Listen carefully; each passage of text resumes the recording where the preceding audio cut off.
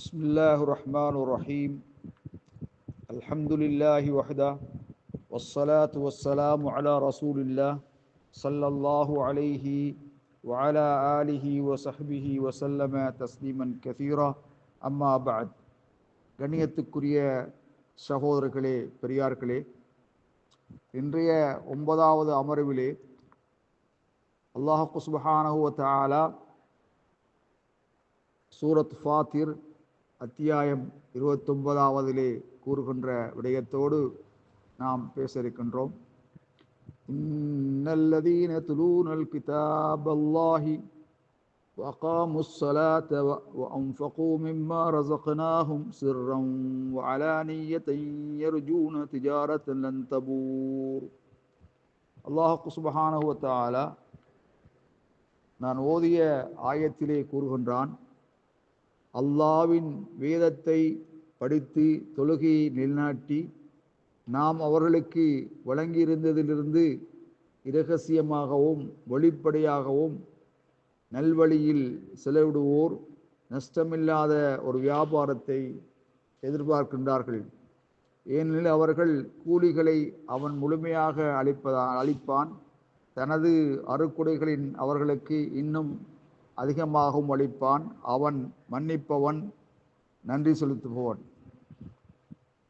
கண்ணியத்துக்குரிய சகோதரர்களே, எல்லாம் வல்ல அல்லாஹ் சுப்ஹானஹு வ தஆலா குர்ஆனை படிப்பது ஓதுவதிலே இரண்டு வகையான அமைவு இருக்கின்ற போது, நாம் இன்று முதலாவதாக குர்ஆனை அழுத்தமாக திருத்தமாக தஜ்வீத் அடிப்படையில் ஓதுவது. நிறைய நுசூஸ்களிலே அவருடைய சிறப்பு வந்திருக்கிறது. கண்ணியத்துக்குரிய சகோதரர்களே, நபி அலைஹிஸ்ஸலாத்து வஸ்ஸலாம் சொன்னார்கள், கைருக்கும் மன் தஅல்லமல் குர்ஆன் வ அல்லமஹு, உங்களிலே சிறந்தவன் குர்ஆனை கற்பிப்பவன் சொன்னார்கள். கண்ணியத்துக்குரிய சகோதரர்களே, இதுபோல இன்னும் பல செய்திகள் வந்திருக்கின்றன. குர்ஆனை நிபுணத்துவமாக மிக திறமையாக ஓதுபவர்கள் நாளை மறுமையிலே கண்ணியத்துக்குரிய மலக்குகளோடு இருப்பார்கள் என்ற செய்தி வந்திருக்கிறது. அதே நேரத்திலே குர்ஆனை தேங்கி ஓதுபவர்கள் அவர்களுக்கு இரண்டு வகையான கூலி வழங்கப்படும் என்ற செய்தியும் வந்திருக்கிறது. இரண்டு வகையான கூலி என்றால், ஒன்று அவர்கள் ஓதுவது, மற்றது அவர்கள் கஷ்டத்தின் மீது ஓதுவது. அந்த இரண்டுக்கும் சேர்த்து இரண்டு வகையான கூலி வழங்கப்படுகின்றன. கண்ணியத்துக்குரிய சகோதரர்களே, நபி அலைஹிஸ்ஸலாத்து வஸ்ஸலாம் அவர்கள் சொன்னார்கள், மஜ்தமா கௌமுன் ஃபி பைத்தின் மின் புயூத்தில்லாஹ், அல்லாஹ்வுடைய வீடுகளில் நின்றும் ஏதோ ஒரு வீட்டிலே ஒரு சமூகம் ஒன்று சேருவதில்லை. யத்லூன கிதாபல்லாஹி வயததாரஸூனஹு, அல்லாஹ்வுடைய குர்ஆனை பாராயணம் செய்பவர்களாக ஒருத்தருக்கொருத்தர் படிப்பவர்களாக ஒன்று சேருவதில்லை. இல்லா நஸலத் அலைஹிமுஸ் ஸகீனத்து, அவர்கள் மீது அமைதி இறங்கினாலே தவிர, வகஷியத்தும் ரஹ்மா, இன்னும் கருணையும் அமைதியும் அவர்கள் மீது இறங்குகின்றது. மலக்குகள் அவர்களை சூழ்ந்து கொள்கின்றார்கள். அல்லாஹ் சுப்ஹானஹு வ தஆலா அவனிடத்தில் இருக்கின்ற மலக்குகளிடத்திலே இவர்களை பற்றி அவன் பெருமிதமாக அல்லாஹ் எடுத்து கூறுகின்றான். கண்ணியத்துக்குரிய சகோதரர்களே, குர்ஆன் ஓதுகின்ற போது ஒவ்வொரு ஹர்ஃபுக்கும் நன்மை இருக்கின்றது. மன் கரா ஹர்ஃபன் மின் கிதாபில்லாஹ், ஒரு ஹர்ஃபை ஓதினால் அதற்கு நன்மை உண்டு. நன்மை என்பது பிஅஷ்ரி அம்சாலிஹா, அது போன்ற பத்தை கொண்டதாக இருக்கும்.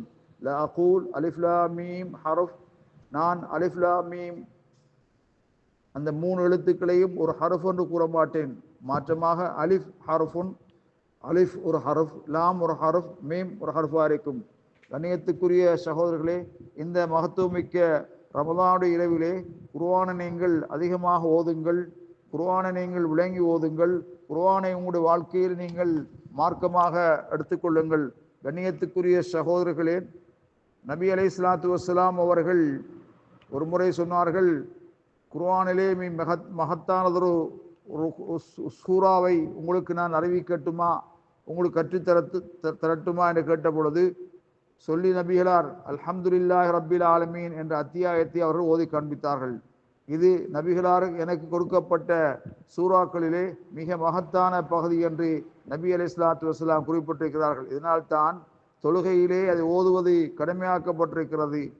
கடமையாக ஏனைய சூறாக்களை விட சூரத்துல் ஃபாத்திஹா ஓதாமல் தொழுதால் தொழுகை சிகத்தாகாது என்ற அளவுக்கு அது வலுப்பெற்றிருக்கிறது. அவருடைய சிறப்பதன் மூலமாக விளங்கப்படக்கூடியதாக இருக்கின்றது.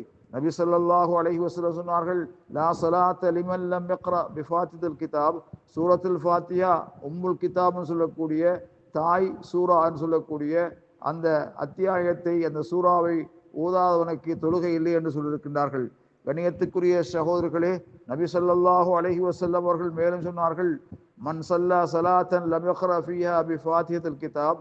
சூரத்துல் ஃபாத்திஹாவை ஓதாதவனுக்கு தொழுகை, சூரத்துல் ஃபாத்திஹா ஓதாதவன் ஓதாமல் தொழுதானேயானால் அது குறைபாடானதாக இருக்கும் என்று 3 முறை சொல்லியிருக்கின்றார்கள். ஆகவே கண்ணியத்துக்குரிய சகோதரர்களே, சூரத்துல் ஃபாத்திஹாவை சரியாக ஓதி தொழுகையை சிஹத்தாக நிறைவேற்றுவதற்கு எனக்கும் உங்களுக்கும் அல்லாஹ் அருள் செய்வானாக.